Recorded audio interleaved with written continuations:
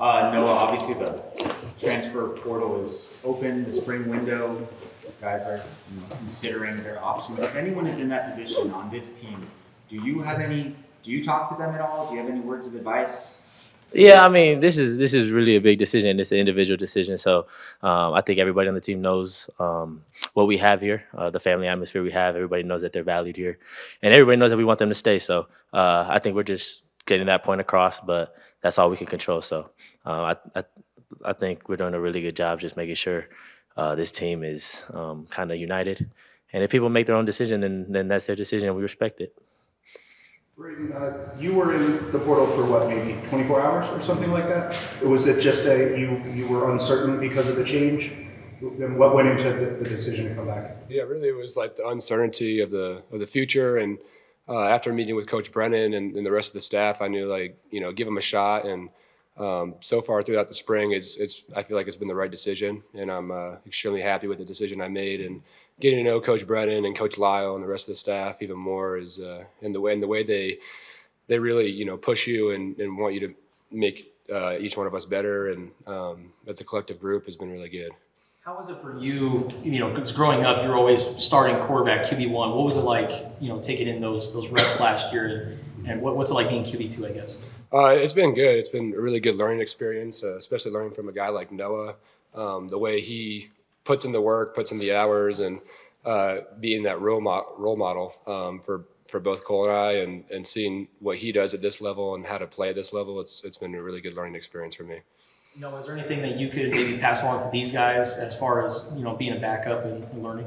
I mean, I think we like I've told a lot of people, we have a really good relationship, us three. And it started last year with Jaden, and it's continued on this year. But hanging out in the facility, hanging out outside, we're really close. But I guess the hardest part is kind of being patient, trusting your time is going to come. But both of them have done a fantastic job, learning fantastic. We're all in the same kind of boat right now, learning this new offense. So they've helped me in ways that I can't explain, and hopefully I've done the same. And then being able to stay ready so you don't got to get ready, I guess, has that been your mindset for the last couple of years? Yeah, definitely. And that kind of comes from my dad, but I think these two have done a great job in that area as well. You kind of see it even when the ones are struggling. Our other groups come in and kind of dial up and down the field. So got to give a lot of credit to these two, as well as Coach Lyle and Coach Babers. Did you have offers elsewhere? No, I was very under recruited. Arizona gave me the preferred walk-on option, and I took it right when I heard about it. I just knew it would be a good situation for me. How has this year been different so far with one fewer quarterback here in terms of reps and splitting things up? I mean, it's definitely more reps than I've ever gotten in a college setting before. I mean, all three of us were like the guy wherever we came from in high school. So definitely like a little weird not getting a ton of reps in the first 2 years, but right now everything's going well. All of us are like Noah said, we're all in the same position right now. We're all learning a new offense. Just trying to be where our feet are. Yeah. With the move to the headset communications now between quarterback and head coach, is there still going to be any sort of signaling that's going in to other players on the field, or is it all just going to be you from Brennan? No. Yeah, there's still signals, and we're still kind of in the new era of the helmet communication. So we're still trying to learn all the new aspects of that. But there's definitely signals for when it gets choppy or when we're playing in a lot of environments. Do you like the coach-to-player communication? I like it because it's kind of just new. It's kind of cool to be able to hear a voice in your helmet. But, I mean, at the end of the day, the biggest part is communication. So whether that's signals or in the helmet, as long as everybody's on the same page, that's what matters. I know it's still early, but has there been, I guess, any growing pains or any issues with the? Yeah, we've gone through a couple of growing pains so far, but we're figuring it out. This is a new time for everybody, coaches and players. So we're trying to figure it out together. Noah, what have you learned from Coach Lyle, and how has he helped you along so far?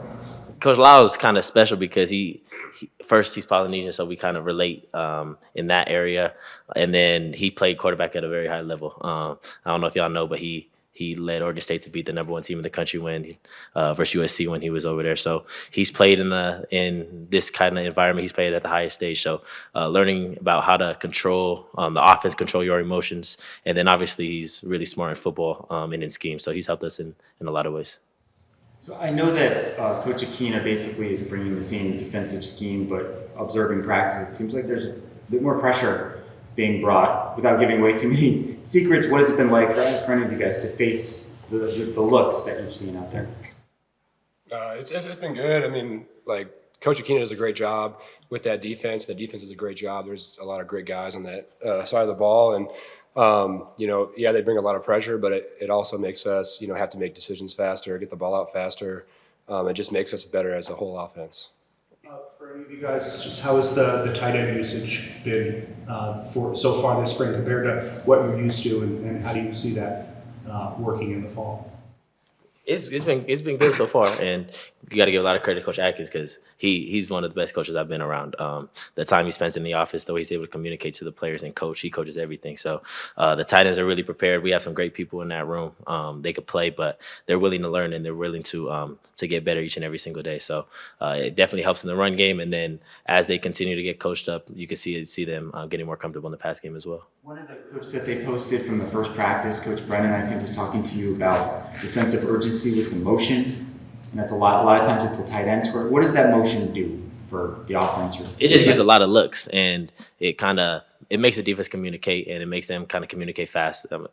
Motions and shifts kind of take the defensive coordinator out of it to where the players have to communicate and adjust on the fly. So that's kind of why they're talking about the urgency and snapping, and that's why we use all the shifts and motions we use, and it's worked so far.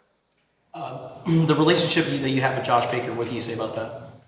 Baker makes my job so easy because, especially last year, coming in, everything was kind of going so fast that there's a lot on my plate and a lot I had to think about. So he took kind of one of the most important things off my plate, which is IDs and flipping protections to where he wanted it to go. So off the field, he's great to be around because he works so hard, and he holds me accountable in terms of one-on-one meetings and telling me everything he's looking for. And then on the field, like I said, he takes one of the key components out of my job, and then obviously communication with him is really great because of our relationship off the field. Is that still the case? Is it still his responsibility to identify, I don't know, like where the middle linebacker is or whatever you're talking about? It's really my responsibility, but he's so in tune he meets with everybody, so he knows what we're thinking. Most centers I've been around at least don't really know what's going on the back end. He kind of sees back end rotation and where pressure's coming from, so he's able to flip protections. But going into year 2 as being the starter, I need to help him out as well. Who are some wide receivers that have really emerged this spring? I think, all the guys have done a tremendous job, especially learning the playbook and a new playbook on the fly. But, Jackson Holman and Chris Hunter and T-Mac and, I think the rest of the receivers have done a great job, especially Jaden Clark. All those guys have done a great job and get on the same page as us as far as, where we're going to be placing the ball, how we're going to be throwing it, and how they're going to be running the routes has all been really good. We have time for one more question. What about just receivers that have stood out to you? And what was it like? Because I know T-Mac left practice for a little bit, so not having T-Mac on the field, what's that experience like? So, your first question obviously everybody knows about T-Mac in Montana, but Kevin Green stepped up big time. Malachi Riley is once again kind of picking up where he left off last year. And then the guys that he's mentioned, I think Chris Hunter is having a fantastic spring, as well as Jackson Holman. And you could go on and on. Rex Haynes, Jaden Clark, Devin Hyatt, they've all kind of stepped up. But when T went down today, it was really cool to see kind of everybody, not just the receivers. You saw the receivers step up. Montana, Malachi Riley kind of coming up to me and making sure that I knew that I could depend on them when things got rough. And then even the O-line, you see the O-line kind of pick each other up. The running backs come up and say, we got to come together as a team. So obviously when you're practicing without probably the best player in the country, you're going to have to pick up in other areas, and kind of seeing the offensive guys come together and nobody flinches is reminiscent of last year. All right, that's our time. Appreciate y'all. Thank you.